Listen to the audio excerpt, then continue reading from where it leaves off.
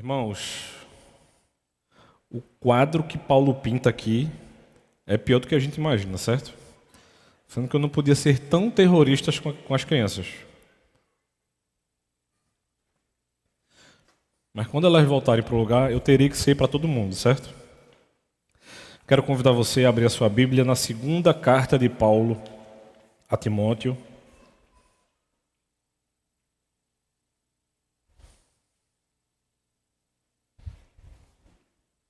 E a gente vai fazer a leitura do verso 1 ao verso 9. O texto nos diz o seguinte: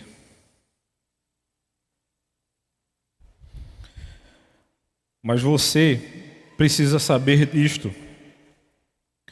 Nos últimos dias sobrevirão tempos difíceis, pois os seres humanos serão egoístas, avarentos, orgulhosos, arrogantes, blasfemadores, desobedientes aos pais, ingratos, ímpios, sem afeição natural, implacáveis, caluniadores, sem domínio de si, cruéis, inimigos do bem, traidores, atrevidos, convencidos, mais amigos dos prazeres do que amigos de Deus, tendo forma de piedade, mas negando o poder dela. Fique longe também destes, pois entre estes se encontram os que se infiltram nas casas e conseguem cativar mulheres tolas, sobrecarregadas de pecados, que são levadas por todo tipo de desejos, que estão sempre aprendendo e nunca conseguem chegar ao conhecimento da verdade. E do mesmo modo que Janes e Jambres resistiram a Moisés, também estes resistem à verdade. São homens que têm a mente totalmente corrompida, reprovados quanto à fé, mas esses não irão longe, porque a insensatez deles ficará evidente a todos, como também aconteceu com a insensatez de Janes e Jambres. Irmãos, quando a gente se depara com um texto como esse, a única coisa que vem à minha mente, se a gente se apartar da perspectiva de esperança, é que se Paulo e Timóteo perderam a esperança por completo, eu diria muito bem que não tem nem mais do que a gente explicar ou conversar, a gente pode ir para casa que está tudo certo. Se a gente se entrega a uma lista interminável como essa, a gente começa a ser igual a esse exemplo que é trazido aqui no texto. Quando a gente pensa ou lembra das pessoas que se afastaram do Evangelho por coisas aparentemente simplórias, é porque a gente esquece de que o nosso coração não é tão simples quanto a gente imagina, porque na verdade essas pessoas já estavam entregues à sua perversidade e ao seu pecado há um bom tempo. Então sabe aquele tipo de coisa que acontece em pessoas próximas a nós? Eu vou dizer assim, mas como é que isso aconteceu? Eu lembro como se fosse hoje. O ano era 2015, acampamento de carnaval, não tinha acontecido acampamento aqui em nossa igreja. E aí, o reverendo Daniel Martins diz assim, bora lá para o acampamento da igreja, eu estou precisando de gente para me ajudar. E já diria o ditado, né? Já que a gente não está fazendo nada, então vamos. E aí eu fui para o acampamento. E aí tinha uma irmã que não no período do acampamento, mas um tempo depois, conversando com o Daniel, eu disse a ele, mano, impressionante, porque eu vi a derrocada daquela irmã a partir daquele acampamento. Mas muita gente só foi ver a virada de chave alguns anos depois, como se do tipo assim, mas como é que Maria ou Severino, ou seja lá quem fosse, Como é que Maria deixou o marido, ou João deixou a esposa, mas não estava tudo bem? Será que estava tudo bem? E é como se a gente fizesse vista grossa das coisas que acontecem ao nosso redor. Mas, se eu pudesse pensar num tema para a mensagem de hoje pela manhã, esse tema seria o seguinte: um período de perversidade sem fim. Porque nada do que Paulo está trazendo aqui para a gente é como se a gente pudesse ver a possibilidade de resolução. A gente está preso numa situação, a gente vê Paulo dando vários outros exemplos ao longo da carta, e é como se ele parasse aqui e dissesse o seguinte: Timóteo, presta bem atenção. E nos dias de uma ética fluida, até eu e você, a gente titubia se a gente deve confrontar determinadas situações ou não. E se a gente pudesse resumir a pregação de hoje numa simples frase, essa frase seria a seguinte: Timóteo, segue firme. Porque o exército que está chegando, ele vem para acabar com você. Mas o que a gente não pode pensar, irmãos, é o seguinte: aquilo que chega para nós não chega somente para a liderança da igreja, chega para toda a igreja. A única diferença e o alerta que Paulo dá a Timóteo aqui é o seguinte: Timóteo, você precisa estar alerta disso de maneira prioritária. Mas você precisa exortar os irmãos. E é como se muitas vezes, irmãos, a gente estivesse, digamos assim, preocupado com coisas que não são nem tão preocupantes, e a gente tem um inimigo muito maior por trás, brincando e jogando, como se a gente não estivesse vendo. É como se tivesse muitas vezes acontecendo o seguinte: está eu e você, por exemplo, preocupado com a teologia coach, de que muitos ficaram morrendo de medo por causa daquele vulto, sendo que tem a igreja católica, apostólica romana por trás, correndo sorrateiramente, brincando com a igreja evangélica brasileira, e a gente preocupado porque fulano de tal diz que eu e você, nós somos o centro da vontade de Deus. Eu não estou dizendo que ele está certo, e nem que a gente não precisa alertar. Mas às vezes a gente tem um inimigo muito maior correndo por trás. E quando a gente se depara com uma situação dessa, daquilo que Paulo traz a Timóteo, é como se a gente estivesse em primeiro lugar, irmãos, brincando de que os tempos de impiedade não estivessem crescendo. E essa temporalidade, como a gente costuma dizer, e se esquecer de Eclesiastes também, é quando o nosso pai ou a nossa mãe diz assim: mas porque na minha época era muito melhor. Irmãos, se era melhor, não sei. Mas que a desgraceira está pior disso eu tenho certeza. Mas o que a gente não pode se esquecer é porque muitas vezes a gente se detém dentro de uma realidade, e que eu diria que é bem confortável para nós, a respeito do seguinte: nós vivemos neste tempo. Se a gente não for lembrado de outro tempo, a gente vai achar que tudo que acontece de melhor e pior é no nosso tempo. Mas o que Paulo está lembrando a mim e a você é o seguinte: a coisa já estava muito ruim nesse período em que ele aconselha Timóteo, e a coisa não melhorou, e nem vai melhorar, se não houver um si. Essa lista interminável, irmãos, pode ser uma lista interminável da nossa vida, até que haja entrega. E é sobre entrega também que Paulo está lembrando a Timóteo. Por quê? Se esse tempo de impiedade, ele pode culminar, digamos assim, chegar num ápice de maldade, só vai revelar a mim e a você o homem do pecado. É a gente ter ainda mais certeza dessa divisão.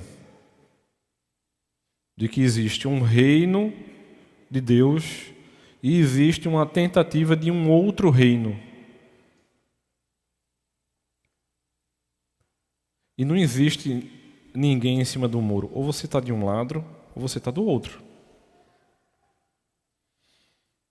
Então, essa época de muita pressão sobre a igreja, e muitas vezes, eu e você, a gente fica, digamos assim, brincando de tentar ler a realidade, dizendo assim, mas se a gente como igreja não fizer isso, e se a gente como igreja não fizer aquilo, irmãos, a todo instante surgirá algo que nos atraia e que faça com que a gente perca o senso de realidade. Nós não vivemos num submundo, você não está dentro de uma matrix e você não está dentro de nenhuma outra realidade. Agora, se você comprar qualquer discurso que não seja aquele discurso da Bíblia, você acabou de entrar numa subrealidade. Porque o que Paulo está trazendo aqui para a gente é que essa época de verdadeira pressão da igreja, de difícil momento, está sendo designado pelos eternos decretos de Deus. Não há nada que não esteja debaixo do controle do próprio Deus, irmãos. Então não adianta a gente estar discutindo, porque a única coisa a se fazer é a seguinte: você precisa estar muito firme e você precisa pregar o Evangelho. Quanto mais pessoas conhecem a Deus, mais estabilidade a gente terá aqui na terra. Não será você tentando fazer nenhum outro movimento que a coisa vai melhorar. A não ser que, além dessas duas coisas que são prioritárias, você também passe a se envolver com coisas que são relevantes.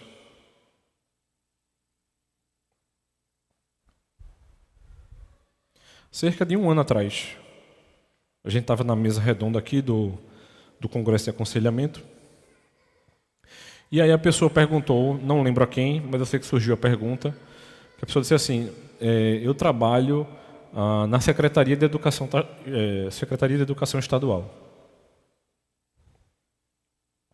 A primeira coisa que você pensa é um ambiente que está tomado. Não que não esteja. Mas eis que se levanta um crente.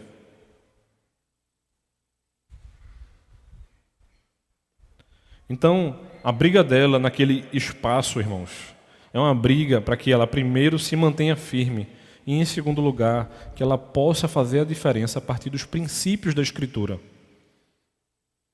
E não a partir de uma ética da educação, e não a partir de uma pedagogia humanista, e não a partir de qualquer outra estrutura que não seja bíblica. O problema é que a gente vive num mundo tão invertido e cheio de reversões que a gente acha tudo isso muito normal. E você parece, e se isso realmente acontece, não só parece, é porque você vive como um católico romano, em que durante a semana você não é cristão e no domingo você é porque você adentra a uma igreja.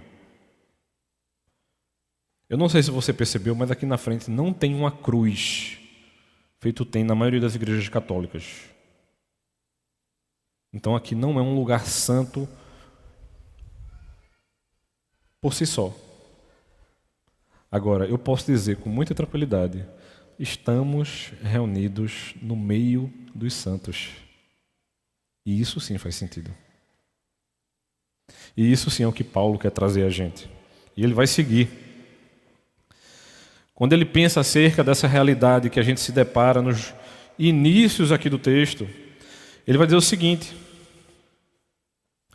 o que Paulo está confrontando aqui não é o que estava sendo confrontado no capítulo anterior, de pessoas que eram ascéticas,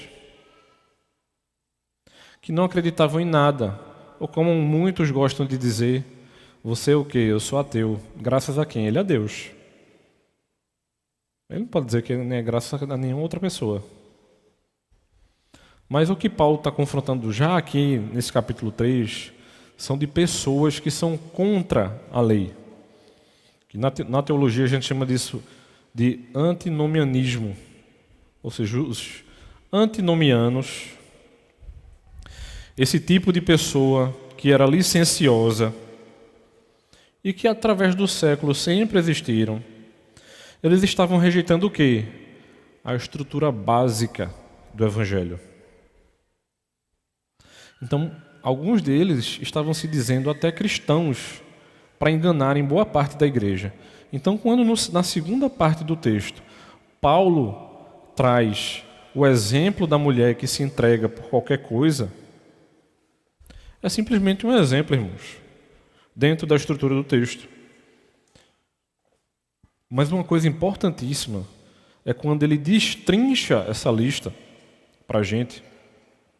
Porque são realidades tão comuns à nossa vivência do Evangelho, que pode ser que a gente sofra com qualquer um desses pecados aqui que ele mostra para a gente. Mas como eu bem disse às crianças, o problema não é quando a gente peca com isso aqui. O problema é quando a gente se entrega a qualquer um desses pecados. E ele começa. E o primeiro da lista, egoísmo. Você já ouviu o exemplo do ouriço? O exemplo do ouriço diz o seguinte. Ele vai dizer que o ouriço, por dentro, ele enrola a si próprio, formando uma bola que deixa o seu interior suave e quente. Ou seja, um ambiente de proteção e cuidado. Mas por fora, ele vai exibir aqueles espinhos para quem estiver do lado de fora.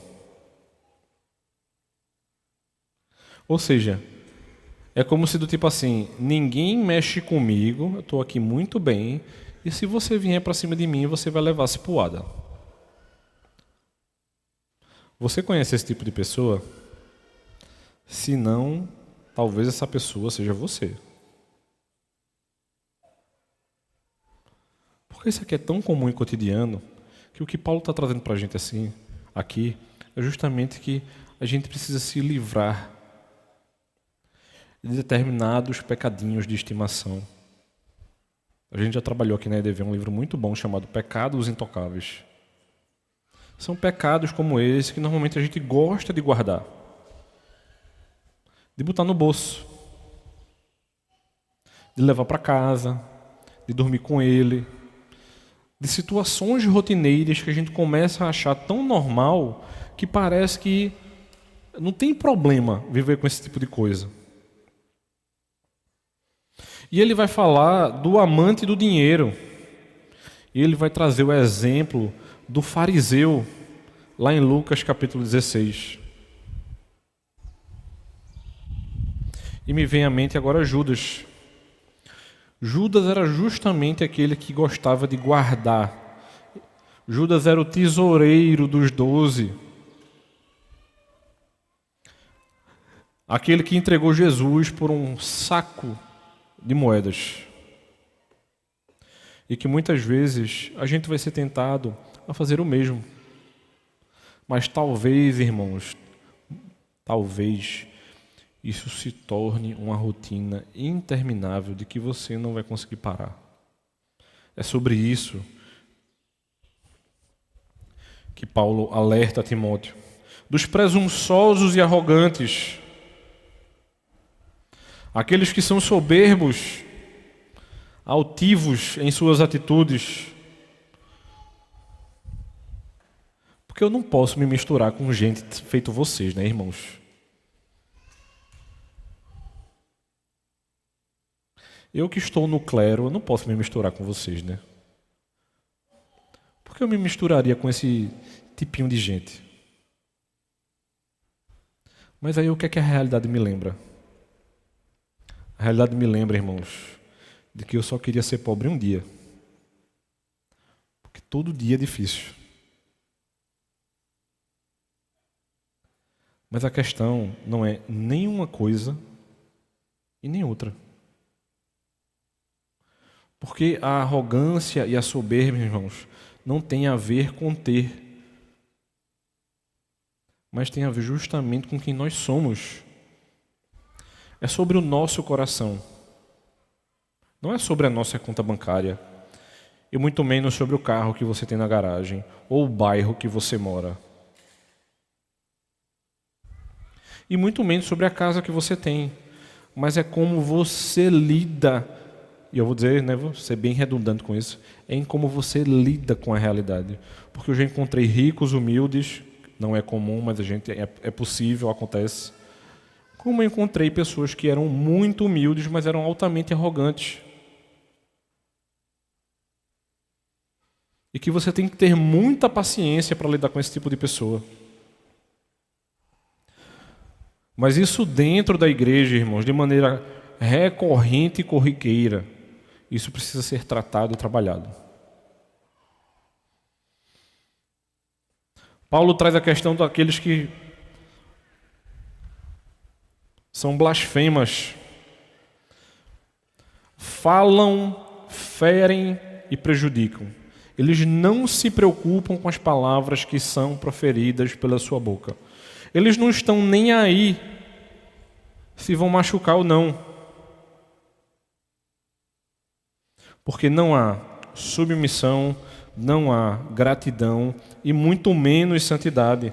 Não há afeto nem pelos da sua casa e muito menos por aqueles que ele diz que são seus irmãos na fé.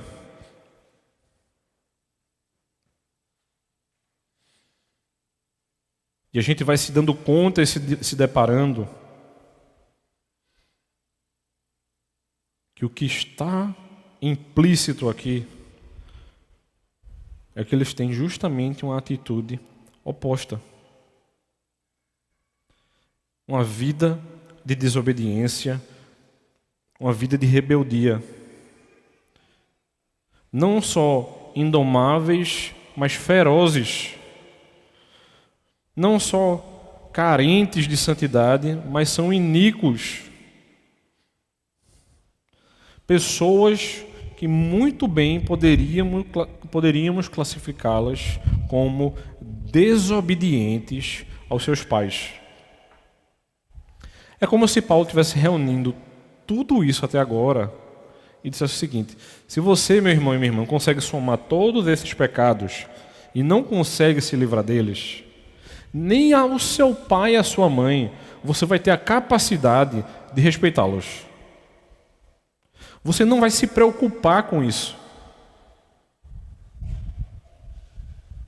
E isso não vai ser um desafio ao seu coração, porque, como bem diz a palavra, né? Você não está nem aí. Mas vai que você seja um ingrato. Você não aprecia atos de bondade. Você não se preocupa com aquilo que foi entregue a você pelos seus pais, por exemplo. E nem apreciam aqueles que cuidam da sua vida da igreja. Até mesmo um líder de pequeno grupo seu.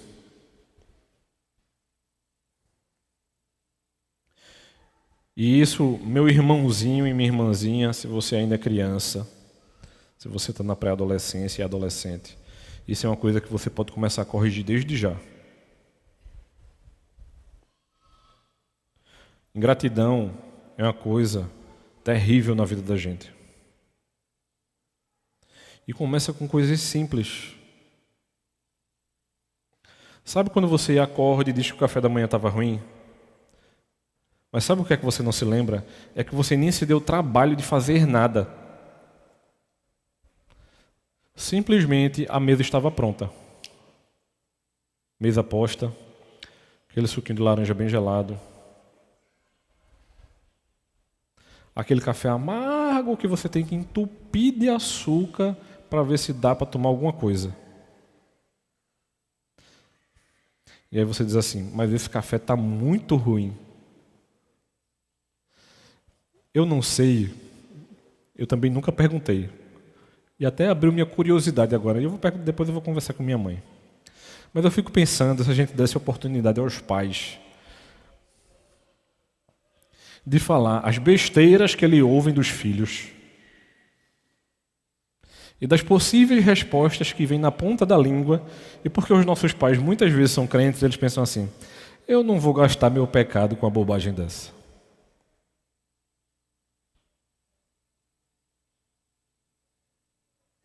Porque fulano, cicrano ou beltrano não quer comer a tapioca porque ela está cheia de rachadura.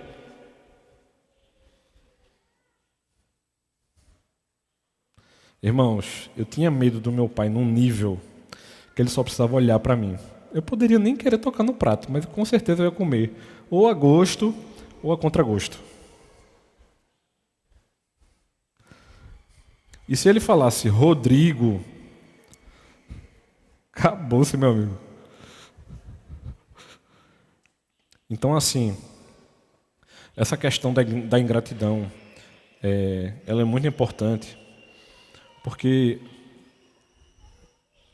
é um tipo de exemplo, irmãos, que a gente pode começar a trabalhar no coração dos nossos pequenos desde já. Porque ele vai envolver outros desses pecados em decorrência. E Paulo não os une de maneira aleatória. Porque se você parar para pensar direitinho, pecado nunca vem só. Você nunca traz um pecadinho de estimação. Normalmente você vai trazer, sabe o quê? Você vai trazer pelo menos um trenzinho com 2 ou 3 carrinhos grudados de pecado. Porque um só não presta.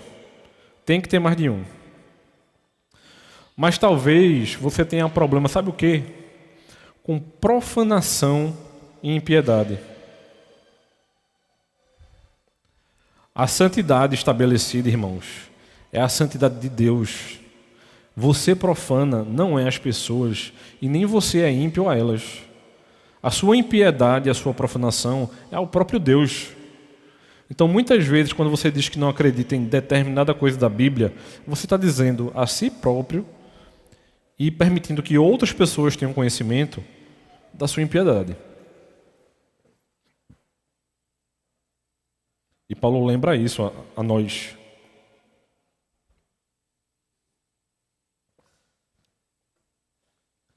Talvez você seja aquele tipo de pessoa que é implacável, irreconciliável. Fulano fez uma coisa contra mim e isso é imperdoável. Sabe o que é que você está dizendo para mim com essa frase? É que o que Deus fez para você, que aí sim não tem perdão, ele perdoou, só me vem na cabeça a parábola do...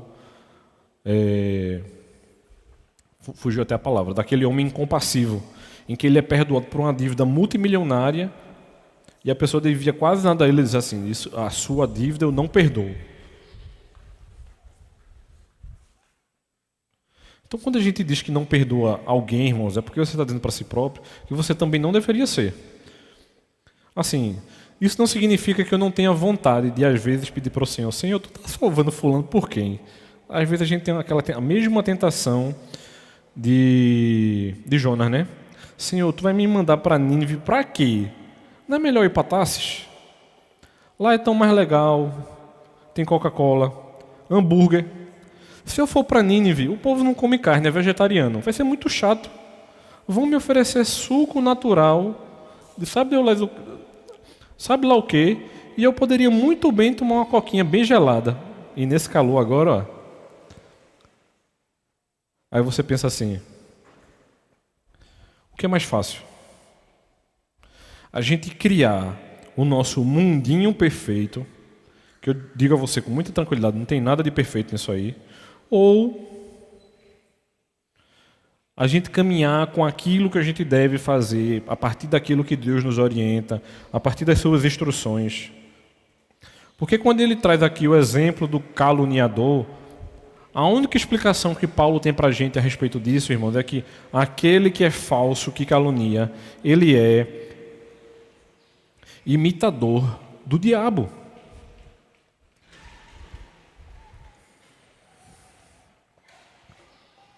Minha garganta já está chegando aqui num nível de...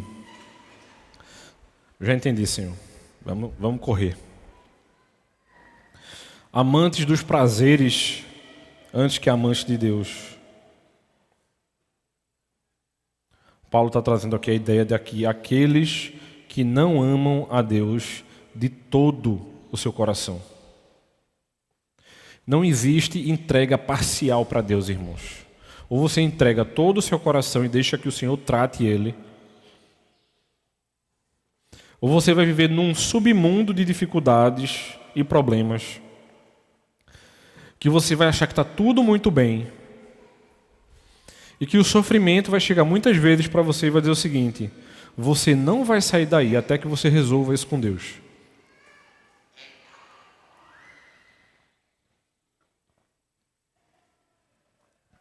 E eu digo a você com muita tranquilidade, muitos dos nossos problemas têm a ver com pecado e têm a ver com o nosso pedido de perdão e têm a ver com entrega. É você entregar sua vida completamente ao Senhor e você deixar que o Senhor trate o seu coração. Eu sei que cuidar de ferida não é fácil, dói. Mas quem se colocou nesses maus bocados foi você. E aí, como Paulo bem alerta Timóteo, afaste-se dessas pessoas. Ou seja, não se torne uma pessoa como essa e nem ande com pessoas que são desse tipo.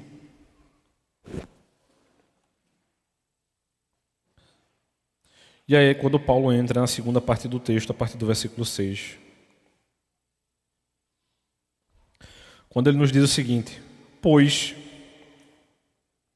entre estes se encontram os que se infiltram nas casas e conseguem cativar mulheres tolas.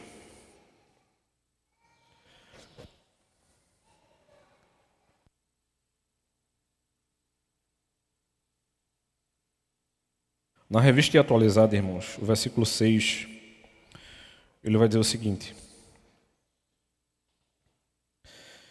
pois entre estes se encontram os que penetram sorrateiramente na casa das mulheres sobrecarregadas.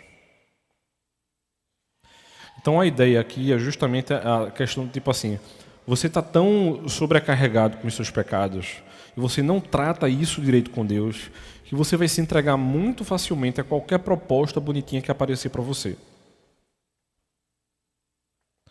Paulo acabou de entregar para a gente essa lista gigantesca de coisas que pode fazer com que o nosso coração se entregue, como bem diz a palavra, às concupiscências da carne.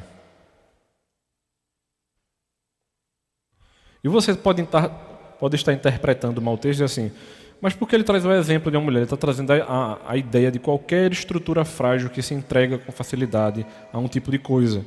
E não tem homens assim, não tem. Porque se fosse assim, só mulheres teriam problema com divórcio e sair de casa. Mas se a gente olhar, a gente vai enxergar as coisas dos dois lados. O que você precisa pensar aqui no verso 6 são estruturas de fragilidade. Coisas que permeiam o nosso coração, que a gente iria aceitar com muita facilidade determinadas propostas. E isso se aplica a qualquer coisa.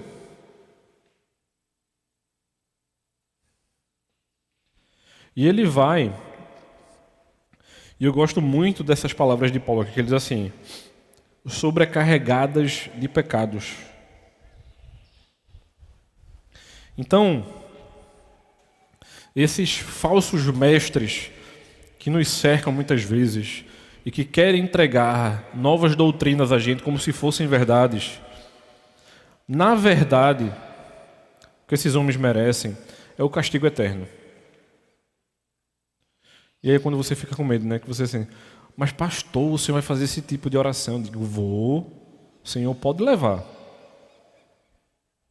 Se tu não tem nenhum plano para resolver a vida desse infeliz, pode levar. Porque esse tipo de pessoa, irmãos, nós não deveríamos nem sentar à mesa com elas. Esse é um tipo de gente que nós não deveríamos dividir nenhuma coxinha. Aí você escolhe o lado que você vai comer a coxinha. Fique bem tranquilo quanto a isso. Não entre em tretas aleatórias da internet. Você não deveria nem sentar num banco de um posto para tomar uma garrafa de coca. Sabe por quê? Porque normalmente esse tipo de gente, eles proclamam uma religião que satisfaz simplesmente a carne. E a nossa carnalidade, ela é fácil de ser comprada. A gente podia criar aqui exemplos maravilhosos a partir de todos esses que a gente falou. Então vamos supor, pode ter um casal.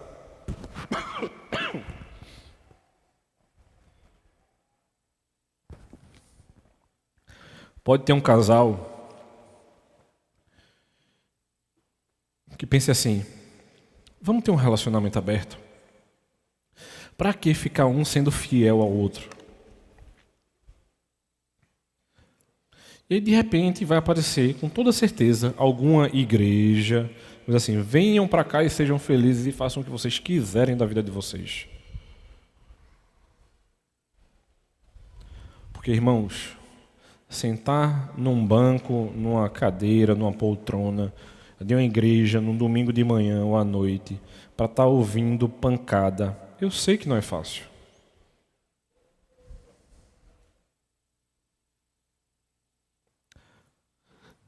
E a grande diferença é porque essa confrontação, ela vai chacoalhar a nossa mente e coração, para que a gente consiga ver novamente a esperança do Evangelho. O que Paulo está dizendo aqui para a gente é o seguinte: sabe por que você não tem visto ao Senhor? Porque a sua pecaminosidade não tem permitido. E muitas vezes a gente reclama, mas é domingo após domingo, eu só levo pancada. Né? Palmada em cima de palmada, pisa em cima de pisa. Eu só vou para a igreja para ser esbofeteado. E aí o que Paulo está dizendo a Timóteo é o seguinte: independente se é por meio lícito ou ilícito, esses homens têm entrado nas suas casas. Eu lembro como se fosse hoje. Isso faz mais ou menos uns 10 anos. E aí só para você entender que pode ter casos invertidos. Começou a frequentar a igreja, uma irmã, começou a frequentar a casa do pastor, seduziu a esposa do pastor e, a esposa do pastor abandonou lá.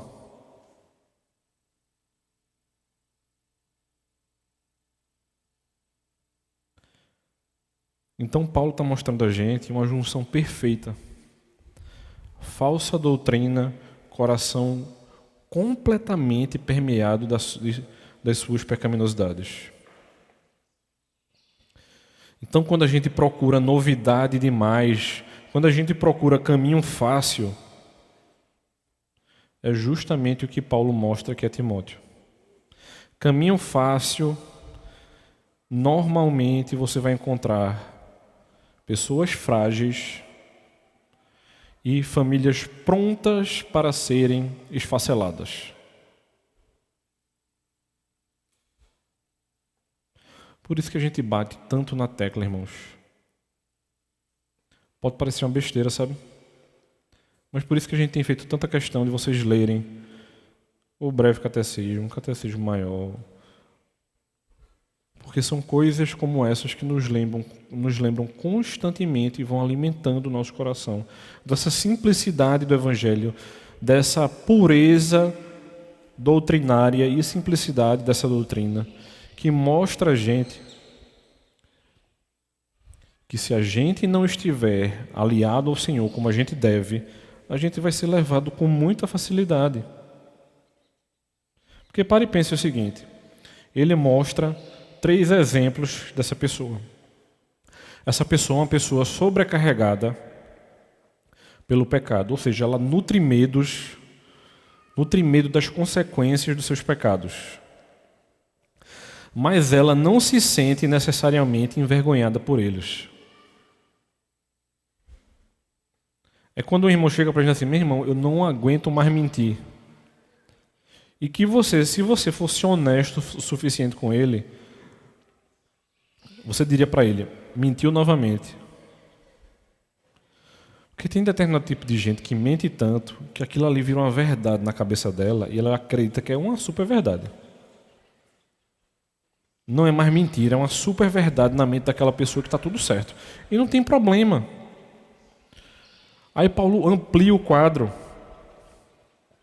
Não somente é sobrecarregada do pecado, mas ela é arrastada pelos seus impulsos. É o desejo de achar uma vida fácil. Para escapar de quê? Do seu complexo de culpa, do seu desejo de receber reconhecimento, de ser considerada como uma pessoa que é bem informada, de satisfazer a sua curiosidade, de granjear a atenção de pessoas que são proeminentes. E por fim, ele diz assim, estão sempre aprendendo, mas não são capazes de chegar ao reconhecimento da verdade revelada no Evangelho. Eu ouvi uma frase de um presbítero aqui na igreja, que essa frase ela ficou martelando vários meses na minha cabeça. Eu disse, rapaz, isso é bem verdade. Porque uma outra pessoa chegou para a gente e disse assim, mas fulano tem 30 anos de vida cristã. E ele disse assim, o problema é que são 30 anos vivendo o mesmo ano, todo ano. Não cresce. É o mesmo crente que entrou na igreja há 30 anos atrás, ele não melhora não. E é esse tipo de pessoa, irmãos, que é levado por qualquer vento de doutrina.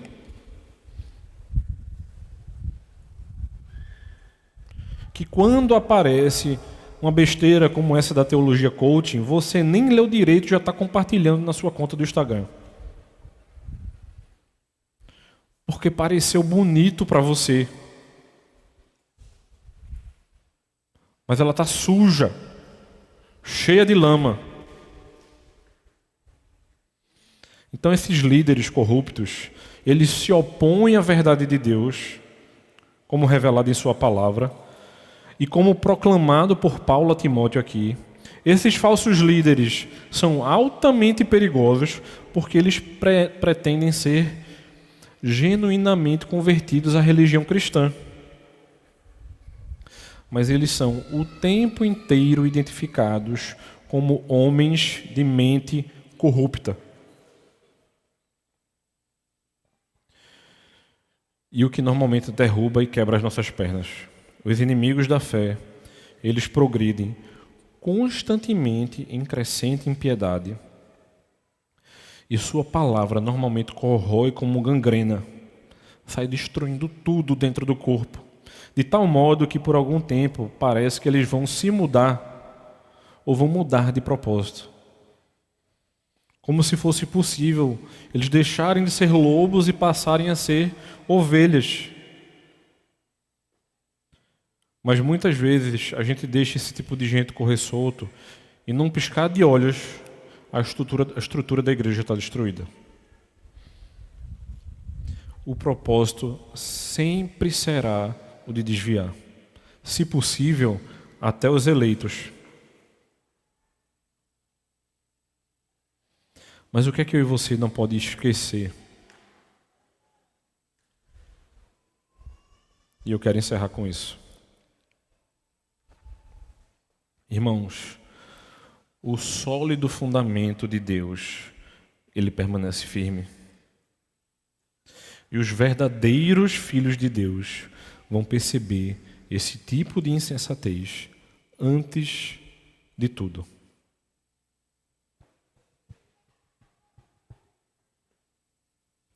Está lembrado da história que eu contei lá no início? Da menina que estava no acampamento? Que eu conversei com o pastor Daniel depois? Eu lembro como se fosse hoje. A família dela, não sei se chegaram para questionar Daniel, mas chegaram para conversar comigo na época. E disseram assim, mas como é possível que fulana ficou desse jeito? Porque esse tipo de gente, irmãos, fica irreconhecível. Mas eles ficam irreconhecíveis, sabe por quê? Porque elas são deixadas se levar, né? Elas se permitem ser arrastadas por diversos impulsos. E Paulo enumera isso para a gente aqui.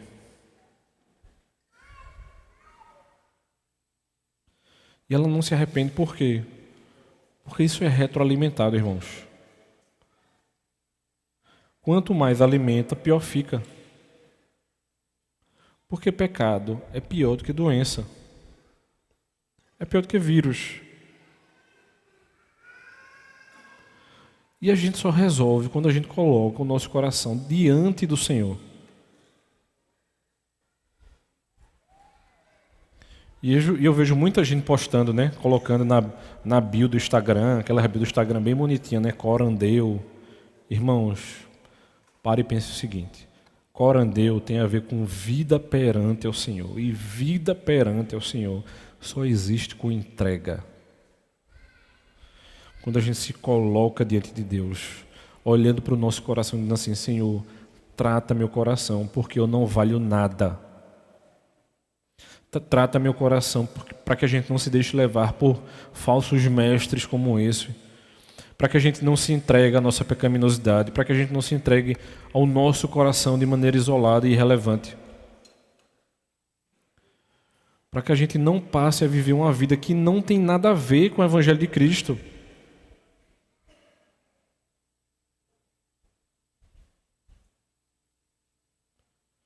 Os salmos são maravilhosos para isso.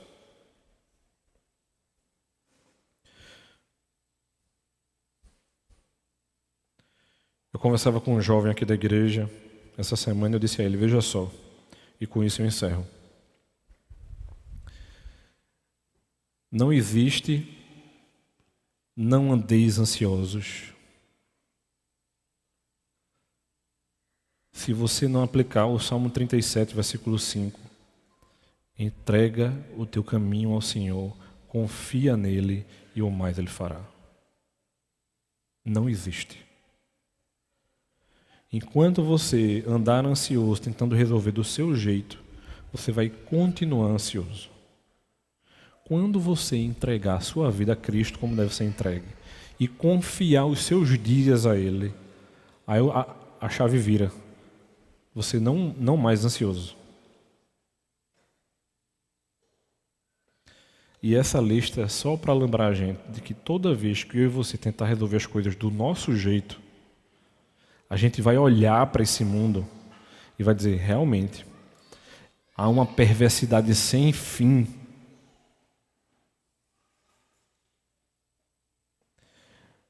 E Deus muitas vezes nos dá esse poder de escolha. Você quer viver uma perversidade sem fim? Ou você quer viver em plenitude de alegria com o Senhor? Essa é a pergunta que Paulo faz a Timóteo, mostra a ele e que aplica a nós como igreja do Senhor na manhã de hoje. As opções estão dadas, as cartas estão na mesa. Perversidade sem fim, plenitude de alegria. Vamos orar?